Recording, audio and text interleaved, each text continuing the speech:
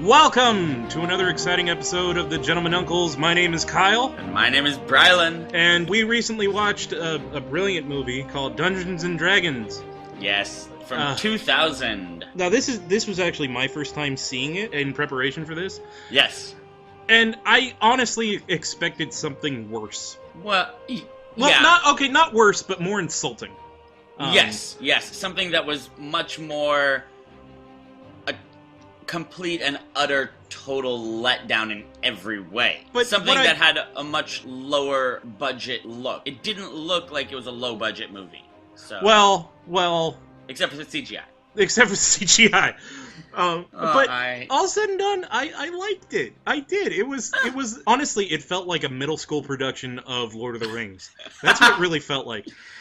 Yeah, my thing about it, we'll go over the cast. You have Jeremy Irons. Academy Award-winning actor. Academy Award-winning actor. You have Thora Birch, who was starred in an Academy Award-winning film the year before. You have Tom Baker. Hold on, real quick. Tom Baker, the fourth Doctor of the original Doctors, he's arguably the most recognizable one. Oh, hands down, the scarf and the hat, done. Is in this movie for like 5 minutes. Tom Baker is the Doctor. Richard O'Brien, the man who wrote and starred in a Rocky Horror Show and Rocky Horror Picture Show. He created the role of Riff Raff, and he plays a role in this where he is the head of the Thieves Guild. They, I believe, cast him as that because there's a point where the main character has to run through like an obstacle course to get to some huge ruby, and this was shortly after Richard O'Brien had finished hosting a show called The Crystal Maze, which he hosted for, I believe, 4 seasons. And it was very similar, the characterization that he did while all the Thieves Guild is watching the main character run through this maze. They're, doing a little tongue-in-cheek nod to the game show that he had hosted just a few years previous to this movie. I honestly didn't know any of that, and that makes me enjoy it a tiny bit more. And also Marlon Wayans. And that's pretty much... you can't... Well, you can completely dismiss Marlon Wayans, but you can't, because this is the Marlon Wayans who basically has been continuing stereotypes by playing one for the last 25 years. Is it a stereotype if it's just yourself, though? Because I doubt in reality he's much different. No, and I agree with you, but that doesn't make it better. Why is he a living stereotype? Come on. Well, is it a stereotype if it's a caricature of yourself? I mean, he's not... I would say he's not necessarily being a stereotype of a race or a culture, but he's being a stereotype of himself. But he is also, just as himself, a stereotype of that. I mean, he was in I'm Gonna Get You Sucker. He was in Living Color. Like, that's how he made his fame and money, doing stereotypical humor. Yeah, alright. It was I loved In Living Color as much as anybody else, but you have to look at it. It kind of really was a modern-day minstrel show. So, I mean, I love Marlon Wayans. I don't think he fits in any sort of, fantasy epic genre. It really I felt like he was doing an impersonation of Chris Tucker from The Fifth Element. Which, yes, I definitely saw elements in there where I was like, wait a second. Yeah, he was very much Rudy rotting. And then there's a bunch of people that no one's ever heard of filling out the rest of the cast. But you might have if you watched Jimmy Olsen from New Adventures of Lois and Clark, starring Dean Cain and Terry Hatcher, was the main character. Yep, Justin Whalen, who looks like, for all the world, like a dollar store Will Wheaton. Yes, he does. Also, his love interest was the wife of the main character played by Peter Krause on Dirty Sexy Money, which was on for 2 seasons and starred, among other people, Donald Sutherland. And then also playing just the dwarf, although he apparently had a name that we never really heard, Lee Ehrenberg, the man who played Pintel, the short comic relief pirate in all the Pirates of the Caribbean movies, and now... Currently playing Grumpy. Yes, playing Grumpy on Once Upon a Time. Among many other things, he's quite an accomplished actor. Well, let's get down to the nitty-gritty here. The plot. Oh, the plot. I would say the plot. This is one of those movies where a lot of these bad movies, you kind of have to struggle to figure out what the plot is exactly. Yes. This movie, there is a little too much of it. Yeah, they spend too much time trying to explain the things where you're just like, look, I get it, There's magic. Don't try and get me into the politics of this realm. Like, why do I care about the mages and the this and the... Like, yes, there's magic. You can control dragons. They want to control dragons. You got to save this scepter so they can't control dragons. Well, I put some thought into that. And if you take this movie as being based off a role-playing game, there is a main quest line, and on the way through the main quest line, there were side quests. Yes. And there were fetch quests. The entire thing was a giant fetch quest, with anyone who's ever played an RPG can appreciate. Right. My point is, taken as an adaptation of a role-playing game, which is a stupid thing to do.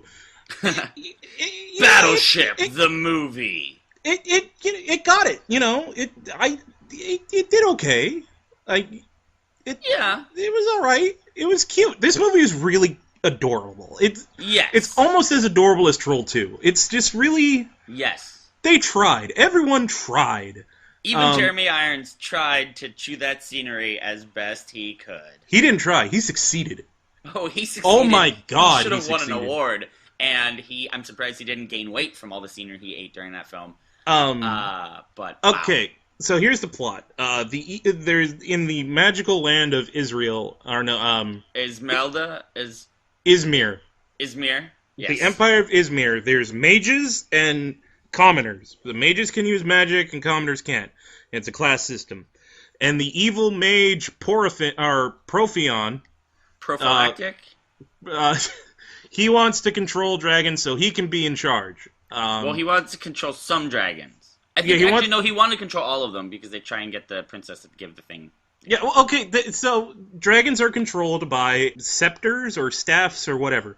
Yeah. What's the one he had in the beginning? Did he make that one? I think, I had two different thoughts about that because I honestly put a lot of thought into it when I was done with the movie. I was like, well, okay, what happened here? Either he made it because he didn't know if there was one out there or whatever, and he was trying to get one so he could control dragons, or that one had a green stone. Maybe there were green dragons also, and he couldn't control... The dragon that was in the cage was a yellow dragon. It was a gold dragon. It was a gold dragon. The gold dragon. So, no matter what, unless he had the princess's staff, he wouldn't have been able to control that dragon. But I don't know if he found that staff or made it, but either way, he obviously didn't know enough of what he was doing because staff should have only controlled green dragons, or even if it was going to control red, it would not have controlled gold. Yeah, then the dragon goes, fuck you, I'm not going to do what you tell me, and then he kills it. Like a Rancor. Like a Rancor, yep, with the gate closing.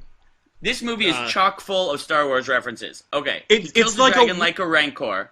It's like a weird hybrid of Lord of the Rings and Star Wars. Yeah. As done by an 8th grade class. Yes. Because, so he kills the dragon like a Rancor. The princess, for all the world, seems to be doing her best, Queen Amidala, at the Imperial Senate. Adorable Thora Birch. Thora Birch, I felt like, was the only person trying to act. Everyone else is like, fuck it, this movie's shit, and I know it. Yes. Thora Birch felt like she was the only one trying to, seriously act, and it just really felt awkward. Well, I mean, she was nominated for Worst Supporting Actress by one group and Best Young Supporting Actress by another for the same movie, so that kind of tells you about her performance. Yeah. Either she didn't get it, or she was the best thing in this terrible movie. So there's that. It was all Star Wars all the time. And then the laser sword comes in later on. Yeah, because they fight with freaking lightsabers, except they have laser swords, and the bad guys swords. And the bad guys is red, and the good guys is blue. And then when they hit, they spark. But anyway, okay, plot. So Porothin tries to make the scepter or adapt the scepter. Yeah, okay, whatever. I don't care. Profion. He tries to make the scepter, the dragon doesn't work, so he kills it, and then he goes, okay, plan B. We're just gonna... Because this empire is run by an empress and a senate. The Council of Mages. Yeah, so we're gonna have a vote of no confidence in Chancellor Empress. Valorum. I mean, sorry. And we're gonna make her give us her staff. Yeah, because she wants to make mages and commoners equal. So, because of that, we're going to take her staff away, because if we don't agree to that, she's going to stick her dragons on us. That's what he tells the council. Yeah, and the council believes it because he's the highest mage. So, while this is happening, the dragon they had killed after their experiment bleeds, and for some reason, dragon blood touching water equals fire. Maybe it's made of sulfur? or potassium. Sodium is what I meant, not sulfur. Yeah, Sodium. It's one of those it has nitrates. It has a high mineral content of something combustible with water. It hits the moat of this big skyscraper-filled medieval city and catches on fire. And then our heroes, Ridley and Snails, see this and start pontificating on the evils of the mages. So their decision... And they're thieves. Thieves. They're thieves, and except Ridley wants to be the hero of the whole realm, and Snails says, ha! That's never going to happen. But they're level 1 thieves, and they decide they're going to go and steal from the Jedi Temple, or the mages' school. The magic school, yes. The magic school. They're going to go steal from Hogwarts. They're going to rob Hogwarts. They're going to go up to a winter run, and... Which is funny, because watching, like, when they break into the room to steal stuff, it totally looked like the Defense Against the Dark Arts...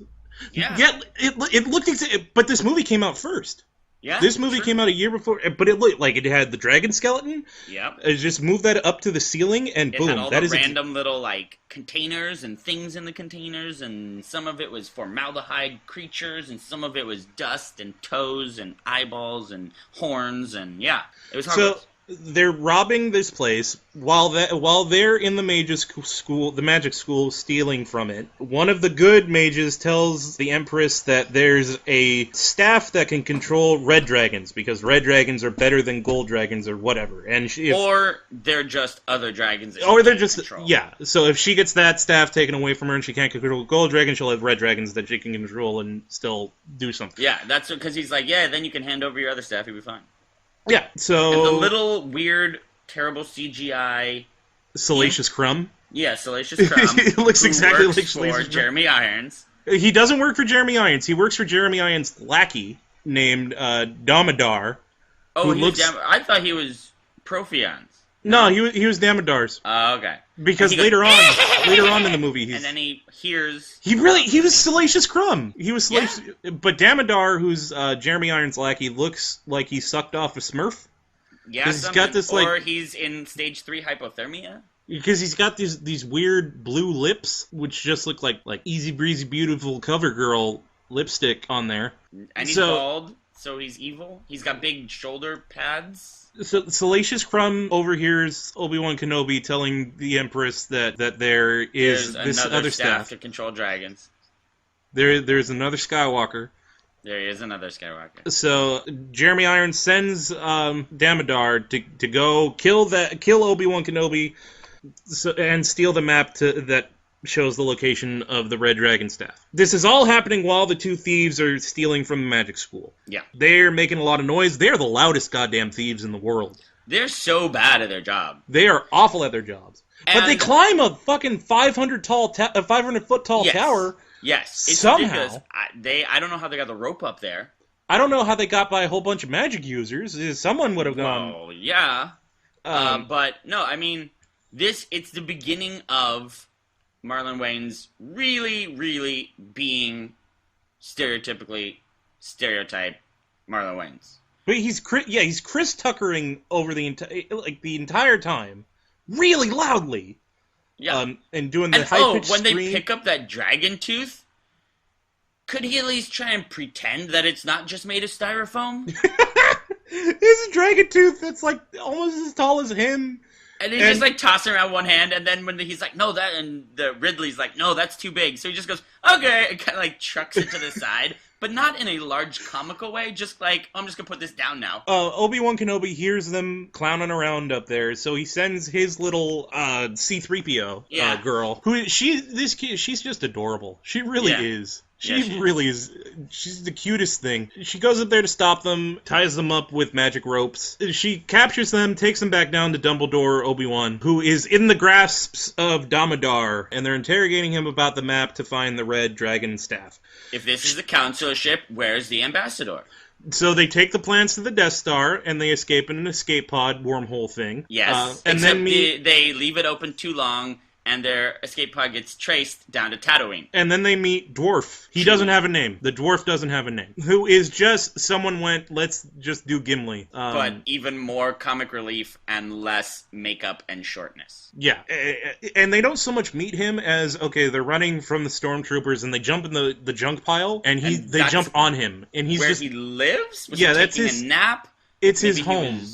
So he's a homeless dwarf, so they escape, and then... Oh, they have to figure out how to read the map. Yeah, because the map is coded, and the old maid, Dumbledore, couldn't figure out how to read it, even though he's this 5 million-year-old mage who is really wise. Should know everything about magic. Okay, so they escape. Damodar goes back to Jeremy Irons, and he puts an octopus in his head because he failed? Jeremy Irons puts the octopus in Damodar's head, yes. Yeah, Jeremy Irons puts an octopus in Damodar's head. But it's kind of an octopus, and then somehow that gives him varicose veins on his head and neck. But you don't see it. It's not like Khan putting the worm in the ear. He just zaps him with a little ball of electricity, and all of a sudden there's an octopus in his head. Yeah. He magically he like spawns an octopus inside his head somehow. So they go. So our heroes go to a bar, and the mage girl is trying to figure out what to do with the map. And Ridley, the thief, looks at it and goes, "Oh, my dad used to make stuff like that. Here it is," and he says 3 magic words and then disappears into the map. Yeah. Then Mage Girl goes, "What?" and says the 3 same magic words and disappears into the map too.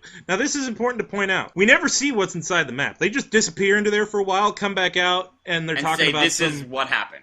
Yeah, they're talking about some, like, Wraith or whatever. Wraith, yeah. Like, okay, that would have been cool to see, but I guess not. Oh, and while they are inside the map, Marlon Wayans and the dwarf are eating and drinking and whatever, and the Empress has sent her best tracker, this is Boba Fett the elf, has been sent to track down because Damodar and Jeremy Irons framed the little mage girl for killing Dumbledore. Yeah. So the Empress sends Boba Fett to go track down the little mage girl and the 2 thieves who were her accomplices. Yes. And to get the map that they stole back. Yes. So now this elf hunter chick walks into the bar, but Marlon Wayans... And immediately starts hitting on her. Oh, that's a hot chick. Yep. And goes down and starts trying to hit on her, and she just dismisses him. And then Damodar shows up with his friend. Yep. Right? And then they... How do they escape? I remember they escape, and then... The dwarf starts a bar fight. That's right. And then they run out the back door, and Damodar and the stormtroopers can't get through the crowd. Then they end up standing by a tree, and that's when Ridley and the little mage chick, poof, they're out of the map. Oh, the Wraith told us we have to go here and get this giant ruby called the Dragon's Eye, and then we have to go to this other place, and then we can get the staff. Marlon Wayans, Snails. Is like, fuck this, I'm going home. And Ridley says, well, I kind of promised that we'd get it. Which is like, okay, promised who? Number one. The mage chick. And is he just wanting to get laid? Like, yes. Right? Like, already he's just wanting to get laid by this chick? Yes. Okay, alright. So he's like, no, we can't because I promised we'd get this thing. Okay, the Dragon's Eye Ruby thing, which is the key to the dungeon to get the Red Dragon Staff, is in the possession of the leader of the Thieves Guild. So they have to go to another town to get the Red Dragon Ruby thing. So they go to Mos Eisley. Yes.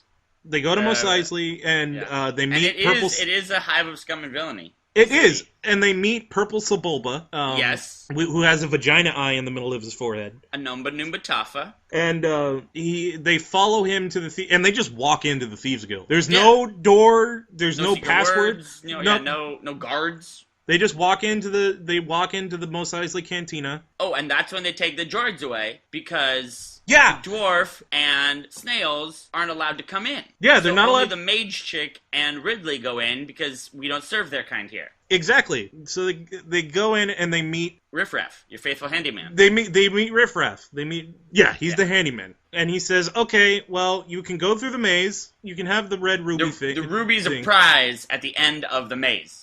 No one's ever survived. The maze equals 3 rooms with like the worst live-action LARPing of Prince of Persia ever. Yeah, really, it's and there's no maze. Like there's no a couple scenes straight line. A couple scenes with him walking down corridors would have been like, okay, maze. Fine. Yeah. This is open on the top. It's just caged in. So he goes through an episode of Legends of the Hidden Temple with everyone watching above, like Jabba watching the Rancor pit.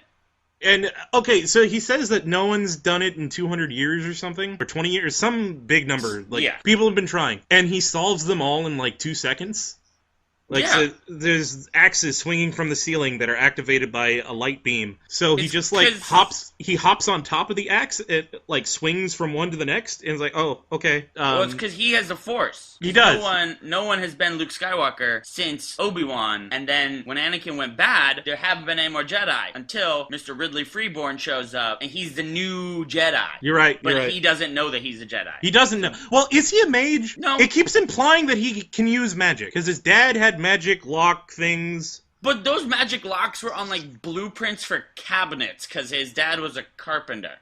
And then there's the ending. But We'll get to the ending. We'll get to the Okay. ending. Okay, hold on now. Hold on, kiddos. So maybe he was a mage. Okay. Maybe he is Luke Skywalker. Yes. Okay, so you get, and then there's the room with eyes on the walls and on the ceiling or on the floor, and if you step on the wrong eye on the floor, fire spits out. Yeah, you can only step on the red eyes, otherwise fire, and the wall is compressing behind you. And This then this room is a dick, by the way. This room is a giant because dick. then sometimes the eyes, you're about to jump, and they flip over, now they're a different color, so if you step on them, fire! That I kind of did enjoy that little sequence. That was a little exciting. It was a little exciting. There was some tension there. Because he starts out stabbing his sword into the ground, into each of the eyes to see which one activates the fire, and then he moves on. Yeah. That's clever. And then he realizes, sure. okay, I have to step on the red eyes. So he starts slowly stepping from one way, and then the wall behind him starts moving forward. And he's like, oh fuck, so he starts going faster. And then the eyes on the ground start flipping when he's about to step on them. And then all of a sudden, it's very much like Jim Henson's Labyrinth. Yes, it is. And then he makes a dive, and then... And then he just goes, fuck it, and runs. And then there's the last room, which is the most retarded trap ever. It's seriously... He could have just, like, looked up and aimed himself and stood there, and it would have gone down around him. Because there's a big spike, very wide open grate with spikes, slowly descending from the ceiling. And he's got to pick this lock. And there's a crazy, like, spinning blades and shit that are going back and forth and up and down in front of the ruby he's trying to grab. And a little hand pops out with an hourglass, and the hourglass starts going, and that activates the trap. So what is the solution to this impossible trap? Break the hourglass. Break the hourglass. And then the trap goes, oh, well, fuck, okay, I guess we're done. Yeah. And then it stops and unlocks. And then he just goes and grabs the ruby, and he's like, ha-ha! And then, I guess, okay, did the Thieves Guild guy, did Riff Raff actually have it in his possession, or was he waiting for someone to steal it for him? He was waiting for someone to steal it for him. I think he built the Thieves Guild around that maze that he found that he could not beat. Okay, fair enough. Because then he immediately tries to steal it. Riff Raff tries to take the key from Luke, and then Darth Vader shows up. Yep. Damodar. Darth Vader, yes.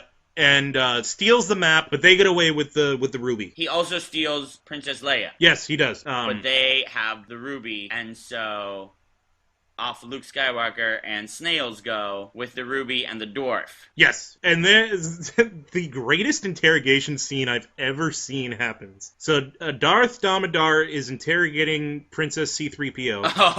Oh dear God, yes. And he starts off going, please help me, I need this, or else he'll put another octopus in my brain. And it's gonna kill me, and the only way I can be fine is if you help me. I'm not really working for him. I've been protecting the Empress's family for thousands of years. And she goes, I'm sorry, I can't help you. And then he says, all right, fine, I'm just gonna suck the information out of your brain. And the octopus comes out of his ears and attaches to her ears. And is physically sucking something, because you see, knowledge, information. You see, like cartoon drinking through a straw. Yeah, so sucking something physical out of there.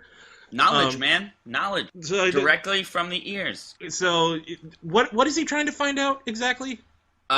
Where is the dragon staff? The red dragon staff. And that leads He doesn't want to know anything about how to, somehow he's very selective in the knowledge he sucks out, because he finds out where it is, but wait a minute. He doesn't find out anything about the ruby. Hold on. Well, because they go to rescue her at the little fortress that he's at. But they also need to steal the map back? Yeah, because while the dwarf and Snails and Luke Skywalker are going to try and find Darth Damodar and Princess Leia, they get captured by Boba Fett. And then Boba Fett, for some reason, she ends up deciding, leave him alive, but take him with us. And they all go to Darth Damodar's Imperial Star Cruiser, but only Luke and Snails are allowed to break in. The other because they have to do it. They have to do it on their own. Yeah.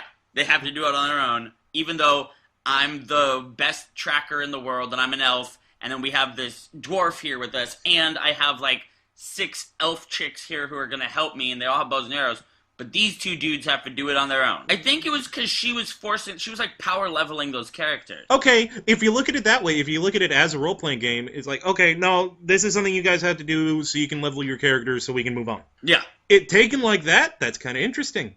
Because otherwise it didn't make any sense. Otherwise it doesn't make any sense, but if you look at it that way, okay, that works as an adaptation of an RPG, and I kind of dig that. So Luke Skywalker and Han Chewie, because Snails is pretty much, he's both. He's Han Solo and he's Chewie, and he's Jar Jar. He's all the worst parts of Jar Jar. Yeah, he's basically and he's also Wedge Antilles and Lando Calrissian. That's just because he's black. They go into the fortress to say, but okay, here's my question. Mage Girl knew where the dragon staff was already. Allegedly. That's what he sucked out of her head. Yes? So they knew where the staff was already. Why did they need the map again? Because they split up. Luke goes to save Leia, and Han Chewie goes to get the map. And then he gets captured in a rug made out of oatmeal. Which... yeah, that was kind of clever, but... That was, and I liked the effect. Looked neat. It looked like this throw rug that turns into quicksand and then turns into cream of wheat or oatmeal. Something. But he's trying to steal the map back. But if they already knew, I guess maybe you could argue that they were trying to prevent him from figuring it out where they were going. Even though he clearly had already figured it out as well. Yeah. Because he took the knowledge from her. They have to steal the map and the girl back, so... They split up. Han Solo gets captured by Darth Damodar, and then frozen in carbonite, which means he's killed. Wolverine claws pop out of the guy's thing, and he kills him in the back. Yep, he stabs him in the back. And then throws him over the castle wall. And then he beats the fuck out of Luke, and Leia opens up a little portal, and they get out. Zaps him, and then they run away, yeah. Yeah, and then they're taken to the Ewok village. With the doctor. They meet Tom Baker.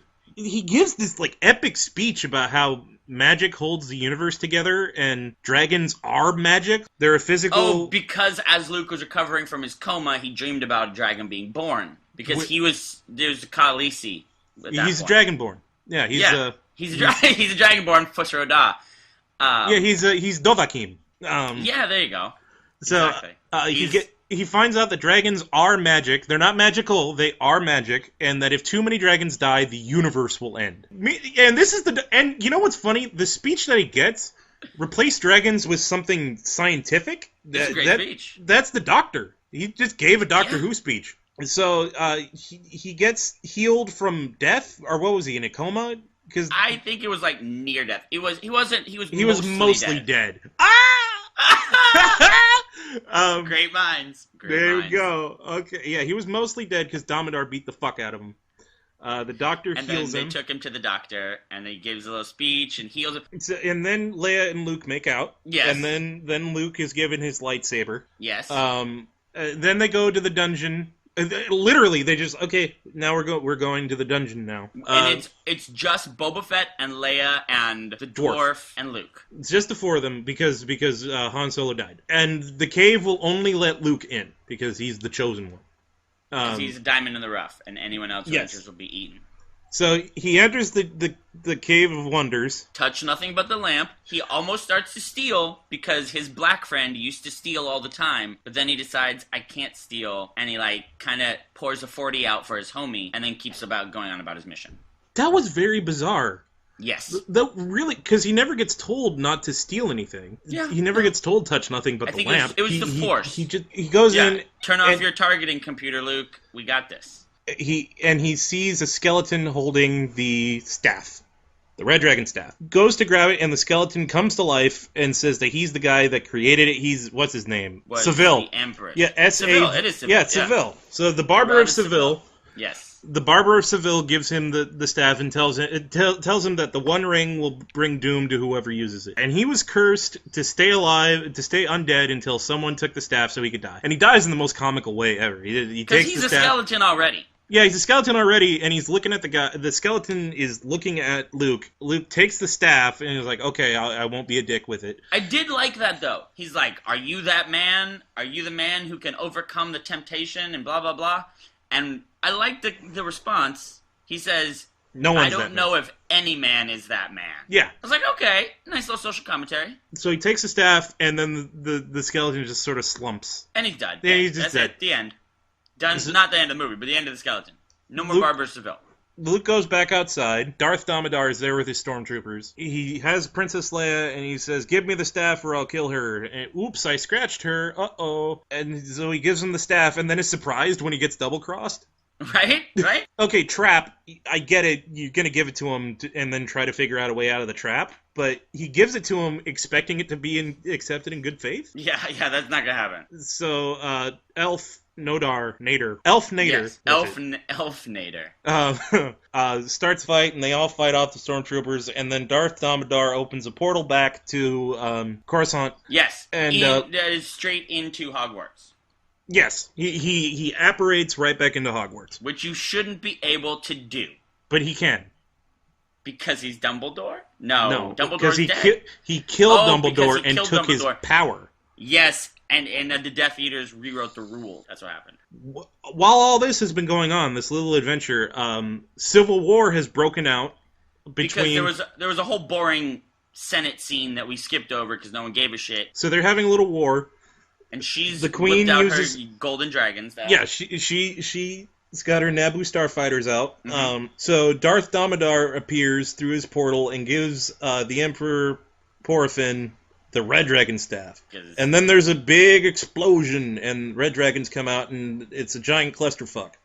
Yeah, because these terrible CGI dragons are fighting with each other and just destroying buildings. I'm not gonna stress this enough. The CG is really bad. It looks like in-game footage from the PlayStation 1. Like it's really bad. Really bad. Really bad. It's not as bad special effects as like Birdemic. No, it's not that bad. But it's close. I would say it's on the level of like Sharktopus or something like that. Yeah. But anyway, so big battle happens, and then Luke and Darth Damodar have a lightsaber. This is pod fighting. Then Luke and Darth Damodar have a lightsaber fight.